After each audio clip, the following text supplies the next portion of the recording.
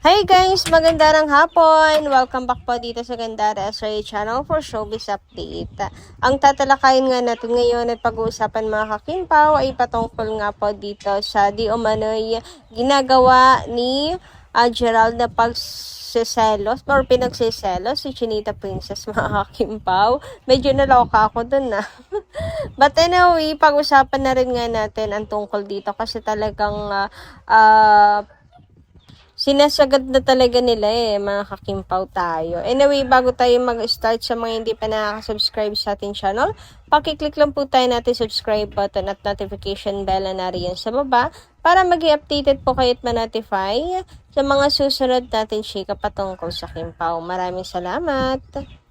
Samantala, narito at simulan na nga natin mga kakimpaw ang pagbabasa ng comments mula sa ating mga masusugid na taga-subaybay, mga subscribers na nakatutok parate sa atin pong mga daily updates kina Kim and Paolo. Bilang pasasalamat sa walang sawang pagsuporta kina Kim and Paolo at pagtutok sa atin pong mga daily updates. So, narito nga ang first commentary natin para po sa hapong ito. Mula po kay Miss Norma Cole, magandang hapon po sa inyo. Ang sabi niya rito, bashers had no value at all. Mga walang silbi. Basta Kimpaw forever. Mahal natin sila. Alam ng Panginoon kung sino ang totoong tama. Kaya ang KP binayaan ng maraming grasya kumpara sa ingkiterang artista. Sana tikom na lang ang kanilang bibig, masaya na lang sila sa narating. Naswerte sa iba, dapat bang kaingkitain? Napakatino sila. Magpakatino sila para may mga blessings din na darating sa kanila. Gandara ayaw nilang tumigil sa panghuhusga sa KP. Kahit ano na lang, ibabato. Naawa na ako sa KP. Ipagdasal natin sila na sana bigyan sila ng mahabang pasensya. Alam kong nasasaktan din sila. Kim, Paolo, mahal namin kayo. Patnubayan kayo ng Diyos. KP forever. Solid senior. Salamat sa iyo, Gandara. Praise the Lord always. Thank you so much, Miss Norma Cole, sa inyong comment. And ako, sana nga talaga, magbaon pa ang Kimpaw ng mahabang pasensya at biyayaan pa ng extension ng Kimpaw ng pasensya dahil talagang wala pong tigil at ayaw talagang tumigil ng mga bashers dahil pinag-iinitan sila masyado mga kakimpaw. Favorite na favorite si na Kim and Paolo.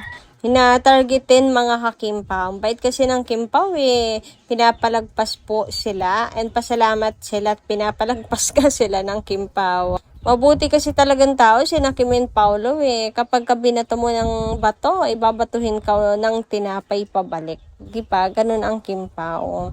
Kaya tingnan niyo si Kim, kahit na yung mga kapwa niya Bisaya, panay ang bati ko sa kanya dahil sa kanyang pagbibigay lamang ng opinyon.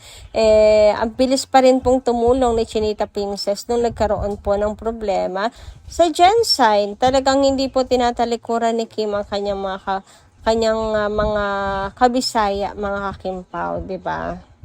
Samantala, dumako naman po tayo sa next commentary natin para po sa hapon na to, kung saan ay konektado to mga kakimpaw sa atin pong update na pag-uusapan ngayon. So mula po kay Miss Evangeline Junsay, sabi niya rito, si Gerald pa ba? Babaero yun. Sa una lang yun mabait.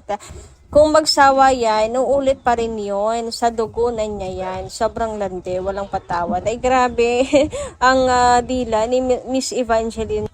Walang preno din no? Anyway, tungkol nga po dito mga kakimpaw. Actually, mabait naman si Gerald in person mga kakimpaw. Mabait naman siya, pero depende kasi yan mga kakipi. Diba sabi nga, pwedeng mabait sa kaibigan, pwedeng mabait sa katrabaho, pero iba sa relationship mga kakimpaw. So, wala kung babaero talaga. Once a cheater, always a cheater, di ba sabi nga. Pero hindi naman natin kailangan magpa-apekto mga kakimpaw. Dahil Gerald is past naman na ni Chinita Princess mga kakimpaw, no? Wala na po siyang magagawa sa relasyon ni Kim and di Paula Avellino.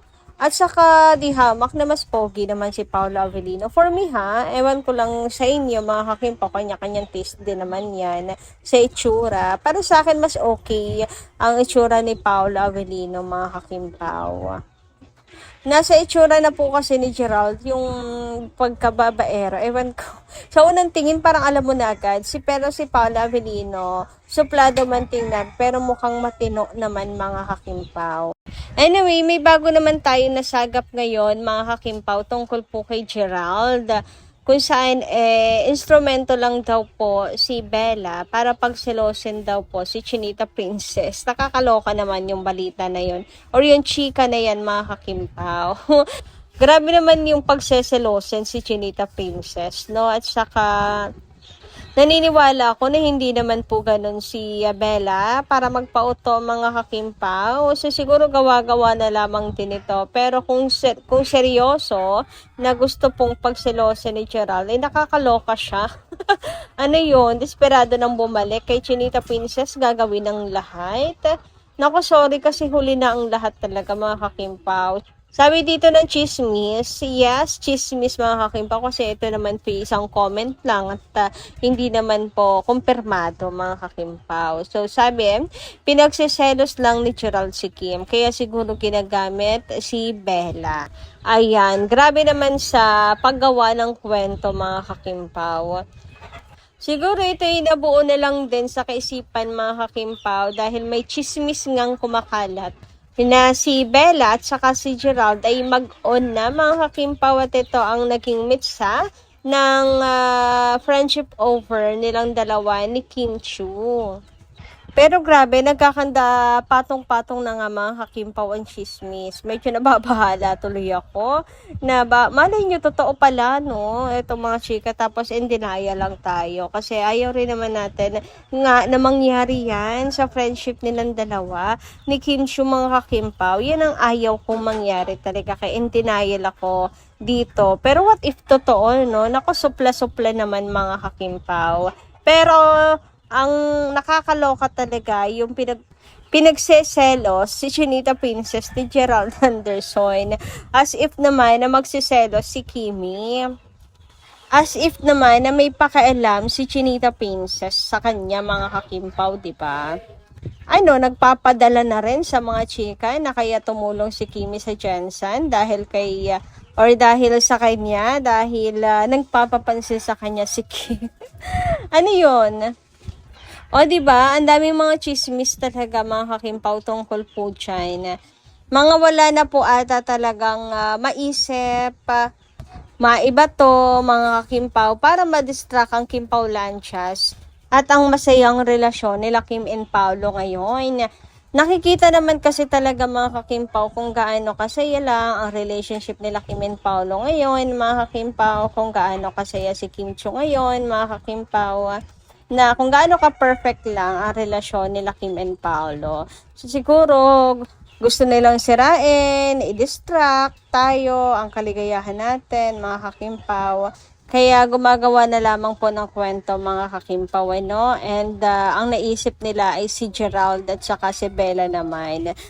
Kumbaga ay tinitake advantage nila mga kakimpaw yung chismis na may problem between Kim and Bella mga kakimpaw. And ayun, gumagawa na lamang ng mga pupwedeng dahilan ng kanilang hindi pagkakasundo mga kakimpaw. Pero nakapagtataka rin lang mga kakipi, kasi yung birthday message ni Bella kay Kim, hindi talaga po nilike man lang ni Kimi, hindi man lang po nag-comment si Kimi, nag-thank you man lang mga kakimpaw. As in, dead ma lang talaga si Kimi sa kanyang post na yun mga kakipi. So, kung peace offering yon ni Bella sa kanya, mga kakimpaw, dead ma si Chinita Princess. Hindi pa rin po pinapansin ni Kimi. Until now kasi talaga, kung bibisitahin mo, wala talaga mga kakimpaw. Walang heart reaction, walang comment, walang like, walang thank you.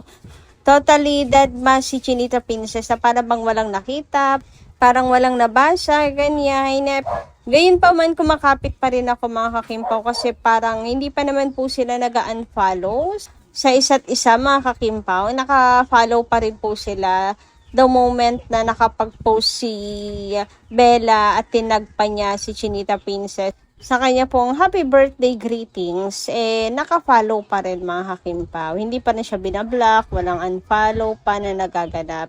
Kaya naman, may hope pa to mga ka-KP for me.